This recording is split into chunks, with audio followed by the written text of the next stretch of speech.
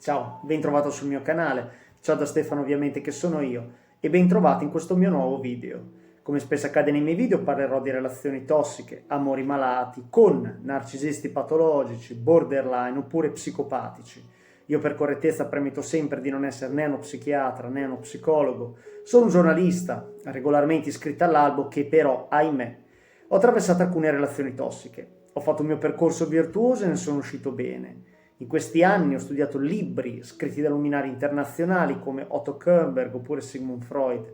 Ho guardato numerosi video tenuti da psichiatri e psicologi, anche italiani, esperti in relazioni tossiche. La cosa più importante, ho partecipato a gruppi e seminari di persone che, come me, sono state vittime di amori malati. Ho ascoltato molti racconti e ho metabolizzato alcuni concetti che voglio esporre in questi video. Il titolo del video di oggi è Narcisista, quando ritorna? Punto interrogativo. Allora, faccio questo video che poi conterrà due argomenti, quindi adesso parlo di questo, poi dopo parlerò dell'altro argomento, dopo 5 minuti circa. Bene, narcisista quando ritorna? Questa è una domanda che si fanno molte persone che mi scrivono. Mi scrivono vittime di narcisisti patologici che soffrono e ovviamente si pongano tante domande. Ma insomma, com'è che il mio narcisista non torna?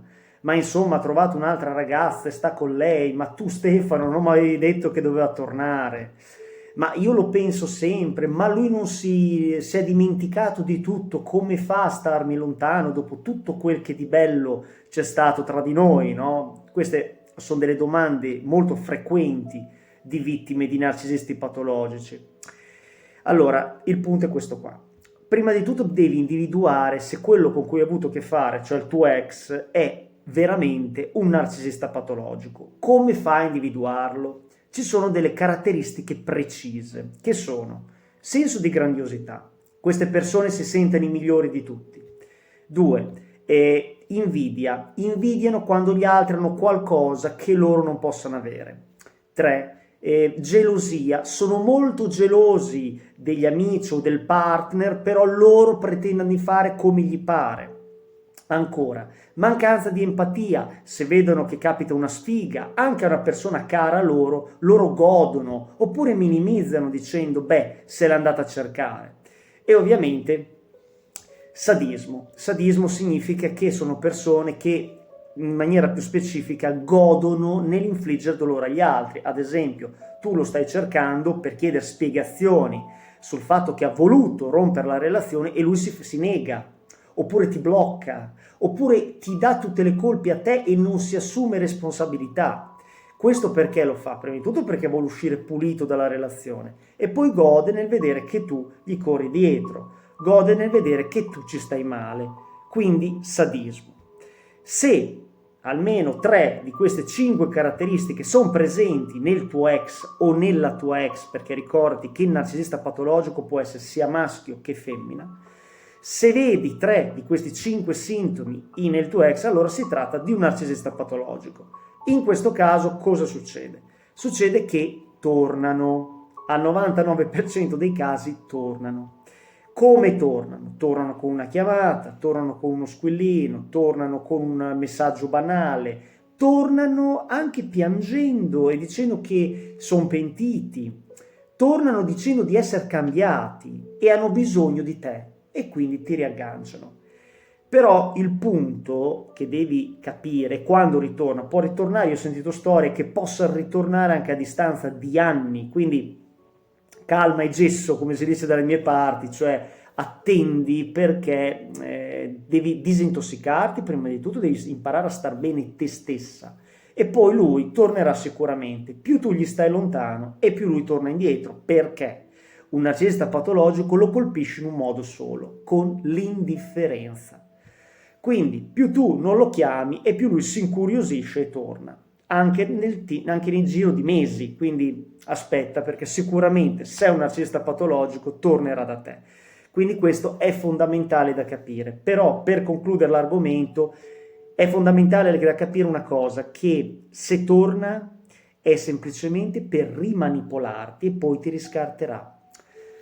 Un narcisista patologico ha bisogno di continuo nutrimento narcisistico e quindi ha bisogno di continue prede. Quindi si stancherà in fretta, ti prometterà mare e monti e poi se le rimangerà e poi vorrà uscire dalla relazione e poi ti addosserà le colpe e questo circolo vizioso andrà avanti tutta la vita se te non gli poni freno. Bene, questo è il primo argomento. Secondo argomento che mi chiede una ragazza che segue il mio canale, che si chiama Antonella, che saluto ovviamente con affetto naturalmente, che si chiama, questo titolo è Quando ti dice ti amo dopo una litigata. Allora, un narcisista, cioè perché il narcisista patologico dopo aver discusso con te pesantemente ti dice ti amo, oppure ti invita al ristorante o robe del genere, magari lo fa anche il giorno dopo, perché ricorda che il narcisista patologico ha due caratteristiche. Prima caratteristica è un grande provocatore, adora vederti incazzata, adora vedere una reazione emotiva in te. Perché gode? Perché per lui è nutrimento narcisistico. Un narcisista patologico gode delle sfighe altrui, ti vuole rovinare le feste, ti vuole rovinare i compleanni. E quindi quando tu sei arrabbiata, sei nervosa, per lui emana dal cielo e quindi già lì lui gode. Sadismo deriva dal marchese de Sade, che era un filosofo, scrittore, politico francese del 1700, dove lui godeva fisicamente, aveva erezioni proprio nel infliggere dolore alle partner. Il sadismo è una delle caratteristiche principali di tutti i narcisisti patologici, maschi e femmine che siano. Quindi attenta a questo aspetto, cioè gode nel farti star male. Ma perché ti dice ti amo dopo una litigata? Ti dice ti amo dopo una litigata perché è il classico rinforzo intermittente. In che maniera? Un giorno è dolce, un giorno è cattivo. Può dirti che sei una stupida e il momento dopo ti dice che ti ama. L'obiettivo è confonderti. Una preda confusa è una preda facilmente manipolabile per un narcisista. Il narcisista vuole tenerti in una sorta di limbo dove tu non sai più la posizione perché ti dici cazzo, questo mi dice un momento che mi ama, un momento mi offende che dice che sono una stronza e il momento dopo dice che mi ama. Un momento magari abusa di me con una violenza enorme, mi dice dei improperi, poi mi invita al ristorante. Ma perché fa così? È una tecnica manipolatoria, ti spiego, chiamata rinforzo intermittente. Attraverso il rinforzo intermittente cosa succede? Che la preda chiaramente è confusa e si farà andare bene degli abusi che sono inaccettabili. Quindi quando tu vedi questa discrepanza, no, tra gli atteggiamenti, un momento c'è, un momento non c'è, un momento è dolce, un momento è stronzo e tutto via, è perché sta utilizzando il rinforzo intermittente, perché ti vuol rendere confusa e portarti in dissonanza cognitiva, ossia farti andare bene qualsiasi abuso, perché a un certo punto minimizzerai e dirai, vedi, mi ha offeso, ma lui è fatto così, dai, dopo poi è buono, mi invita anche al ristorante, aspetta. Oppure magari gli è andata male col lavoro, ma poi è gentile, in fondo è una brava persona. Dissonanza cognitiva, ossia ti fa andare bene delle cose inaccettabili. Questa è una cosa che deve esserti chiara. Tutto qui. Stiamo uniti, eleviamoci sopra i narcisisti patologici, ricorda e ripeti il motto, l'empatia diverrà la mia magia. In un mondo sempre più egocentrico e quindi narcisistico, persone empatiche, cioè che sanno immedesimarsi negli stati d'animo altrui, sono davvero preziose. Perché? Siamo in un mondo egocentrico, dove ognuno fa le cose per se stesso e mai per dare un aiuto agli altri, non riuscendosi a immedesimare. Secondo me questa è un'epoca dove l'ego fa da padrone e l'ego non è l'alleato dell'essere umano, ma è il suo limite.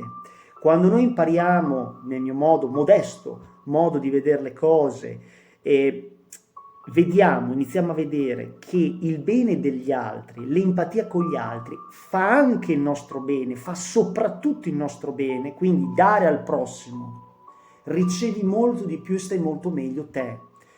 Questo è un discorso che deve essere basilare, l'empatia è fondamentale. Quindi, per concludere, devi, prova se ti va a diffondere più notizie possibili in merito al narcisismo patologico, perché potresti salvare molte vite umane, perché ricorda che la conoscenza salva letteralmente la vita.